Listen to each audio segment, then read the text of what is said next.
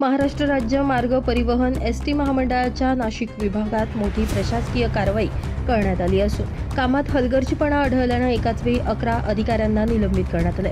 या कारवाईमध्ये क्लास 1 चे 3 तर क्लास 2 चे 8 अधिकारी आहेत। यामध्ये 2 डेपो मॅनेजरसह विविध विभागातील 9 अधिकाऱ्यांचा समावेश असल्याची माहिती समोर आली आहे। मिळालेल्या माहितीनुसार 10 जूनला एसटी महामंडळाच्या मुख्य कार्यालयातील माहिती तंत्रज्ञान विभागाचे महाव्यवस्थापक आणि नियोजन अधिकारी अशा 2 सदस्यीय समितीने नाशिक विभागीय कार्यालयाची तपासणी केली। या तपासणी दरम्यान विविध विभागातील कामकाजात गंभीर त्रुटी आणि हलगर्जीपणा आढळल्याचं समितीच्या अहवालात नमूद करण्यात आले।